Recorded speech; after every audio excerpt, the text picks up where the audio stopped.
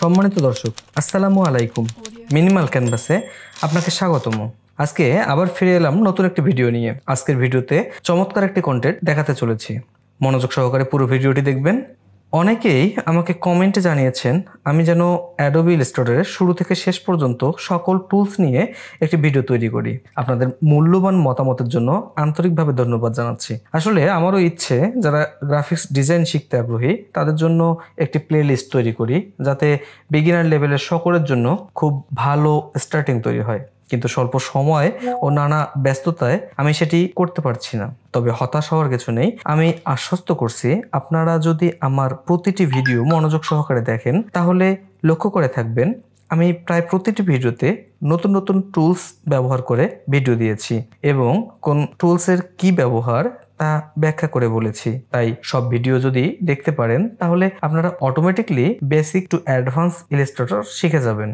তবুও আমি আবারও আপনাদের আশ্বস্ত করছি, আমি শীঘ্রই ইলাস্ট্রেটরের বেসিক টু অ্যাডভান্স একটি প্লেলিস্ট তৈরি করব, যেখানে সকল টুলসের ব্যবহার এবং খুব সহজ করে ইলাস্ট্রেটরের বেসিক থেকে অ্যাডভান্স পর্যন্ত কিভাবে শেখা যায় প্রতিটি বিষয় নিয়ে সুন্দর করে আলোচনা থাকবে। ধারাবাহিকভাবে সেই আলোচনা আমি প্রতি সপ্তাহে একটি করে ভিডিওর মাধ্যমে পাবলিশ করব ইনশাআল্লাহ। ততদিন পর্যন্ত আমার সঙ্গেই থাকুন। তাহলে আর কথা বাড়াবো না, চলুন আমরা মূল ভিডিওতে চলে যাই। তবে তার আগে যারা এই চ্যানেলে নতুন এসেছেন, আজকে নতুন ভিডিও দেখছেন, তাদের কাছে অনুরোধ আমার এই চ্যানেলটিকে সাবস্ক্রাইব করে রাখবেন। তাহলে ভিডিও পাবলিশ হওয়ার সাথে সাথে আপনার কাছে ভিডিওটি পৌঁছে যাবে সবার আগে।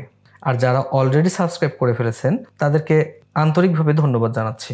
তাহলে আর কথা নয়, চলুন ভিডিওতে যাওয়া যাক।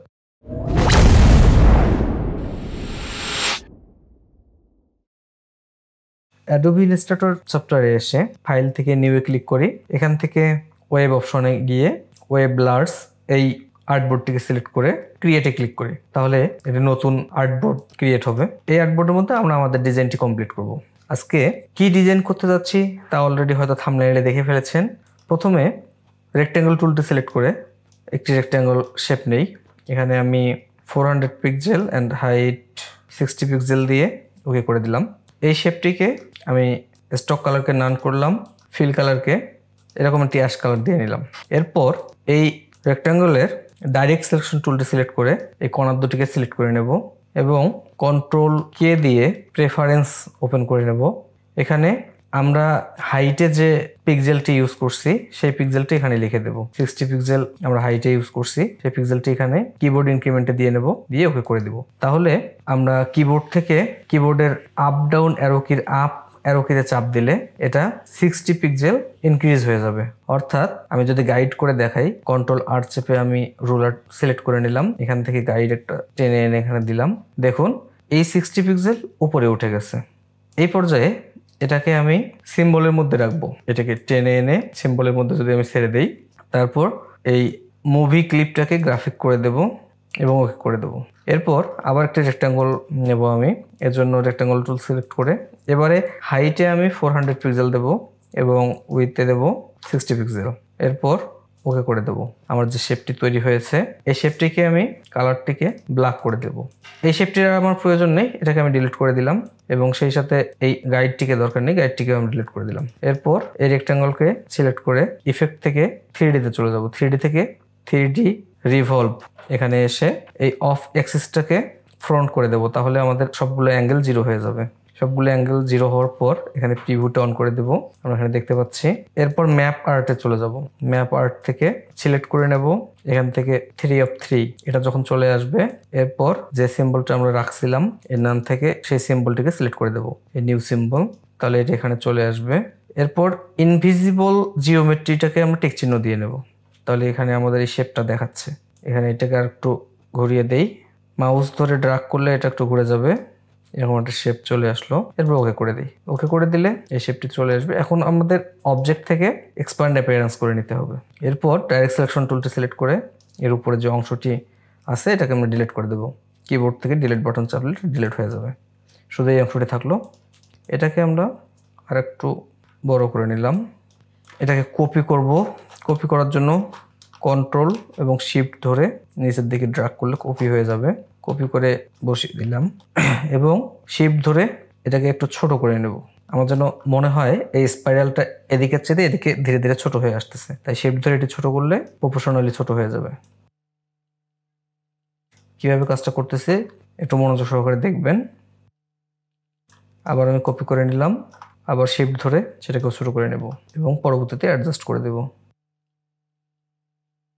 আবার কপি করে নেব, দেন একইভাবে শেপ ধরে ছোট করে দেব। মোটামুটি আমার একটি শেপ চলে এসেছে।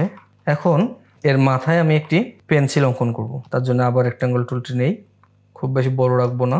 এরপর পলিগন টুলটি সিলেক্ট করে কিবোর্ডের আপ ডাউন অ্যারো কি আপ ডাউন করলে আপনারা হচ্ছে এরকম পলিগন টুল থেকে রেক্ট্যাঙ্গল ট্রায়াঙ্গেল পাবেন। শিফট ধরলে এটা একদম সোজা হয়ে যাবে। এরপর এটা অঙ্কন করা হলে এটা এর মাথায় বসিয়ে দেব। এটা আমাদের পেন্সিলের মাথা তৈরি হবে। সাইজটাকে অ্যাডজাস্ট করে নেবেন এবং অ্যালাইন করে একদম সমান করে নেবেন। এরপর এখান থেকে ইলিপস টুলটা সিলেক্ট করে এরকম একটা ইলিপস অঙ্কন করে নেই। এই ইলিপসটি এই অংশের সাথে অ্যালাইন করে নেব। এই অংশটিকে একবার সিলেক্ট করে ইলিপসটিকেও সিলেক্ট করে আবার এই ট্রায়াঙ্গেলকে সিলেক্ট করলে এটা কি অবজেক্ট হিসেবে কাজ করবে। এখানে এরকম চাবির একটা চিহ্ন চলে আসবে, তখন এটা কি অবজেক্ট হবে, এটার সাপেক্ষে তখন এটা অ্যালাইন হবে। বিষয়টি আপনারা একটু ভালো করে খেয়াল করে দেখবেন এবং প্র্যাকটিস করবেন, খুব সহজে এটা করতে পারবেন। যে করার পর শেপ বিল্ডার টুল সিলেক্ট করে অল্টার ধরে ক্লিক করলে মাইনাস হয়ে যাবে। এটির কালারকে আমি একটি ডিপ কালার দিয়ে নেই। এটির কালারকে পেন্সিল টাইপের একটি কালার দিয়ে নিলাম।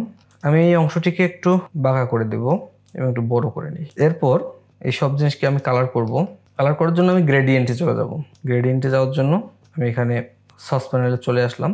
এখান থেকে নিচে গ্রেডিয়েন্ট, এখান থেকে যখন একটি গ্রেডিয়েন্ট সিলেক্ট করে নিলাম, দেন এখান থেকে এই অ্যারোগুলো চেপে আমি গ্রেডিয়েন্টের অন্য ভেরিয়েন্টে চলে আসলাম। এরপর এই পেন্সিলটিকে আমি এখান থেকে কালারটি দিয়ে নিলাম। এরপর এটিকে পেন্সিলটিকে আমি অবজেক্ট থেকে অ্যারেঞ্জ থেকে সেন্ড টু ব্যাক করে দেবো যাতে এটার পিছনে চলে যায়। এরপর ডাইরেক্ট সিলেকশন টুল দিয়ে এটাকে সিলেক্ট করে পরের কালারটা দিয়ে দেবো। দেন এটাকে তার পরের কালার, এটাকে তার পরের কালার, এক এক করে পরবর্তী কালারগুলো আমি এখানে সিলেক্ট করে দিয়ে নেব। আপনারা দেখতে পাচ্ছেন এরকম একটা ইউনিক জিনিস তৈরি হয়ে গেছে। এটাকে আর একটু মডিফাই করার জন্য পেন্সিলের এই মাথাটিকে আমি কপি করে নেব। কপি করার জন্য কন্ট্রোল অল্টার ধরে ড্র্যাগ করলে কপি হয়ে যাবে। এটাকে আমি ঘুরিয়ে দিলাম। এই অংশটা পেন্সিলের ঠিক মাথা বরাবর বসিয়ে দিলাম। এটা পুরোটাকে সিলেক্ট করে কন্ট্রোল জি দিয়ে গ্রুপ করে নেব। এরপর আমি এখান থেকে ট্রান্সপারেন্সিতে চলে আসব। এখানে খুঁজে না পেলে আপনার উইন্ডোজ থেকে ট্রান্সপারেন্সি খুঁজে নেবেন। এখানে ট্রান্সপারেন্সি আছে।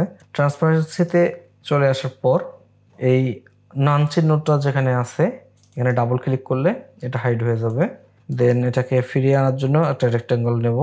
যতটুকু জায়গা বরাবর এটা ছিল তার চারপাশ দিয়ে এটা রেক্ট্যাঙ্গল শেপ অঙ্কন করে নেবেন, তাহলে এটা ফিরে আসবে।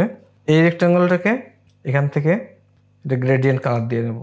এখানে ব্ল্যাক হোয়াইট কালারটা দিয়ে নেব।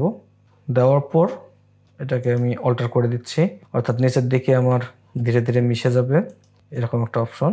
এরপর গ্রেডিয়েন্ট টুলটি সিলেক্ট করে এখান থেকে আমি এটা দিয়ে নিচ্ছি। এটা আমাদের একটি রিফ্লেকশন হিসেবে কাজ করবে। এটা পার্সেন্টেজটা একটু কমিয়ে দিলাম। তাহলে দেখতে পাচ্ছেন খুব সহজেই কত সুন্দর একটি ডিজাইন তৈরি হয়ে গেছে। এরপর এর পিছনে একটি ব্যাকগ্রাউন্ড হালকা অ্যাড করে দিতে পারি, তবে তার আগে অবশ্যই ট্রান্সপারেন্সি থেকে এই পেন্সিলের যে অংশটিকে আমরা মাস্ক করেছিলাম এখানে ক্লিক করে নিতে হবে, না হলে এটা কাজ করবে না। এরপর আর্টবোর্ডে সমান করে রেক্ট্যাঙ্গলটা সিলেক্ট করে এটাকে আমরা অ্যারেঞ্জ করে পিছনে পাঠিয়ে দিই এবং গ্রেডিয়েন্ট কালার থেকে এটাকে রেডিয়াল করে দিই আর কালারটাকে চেঞ্জ করে অন্য একটি কালার দিই।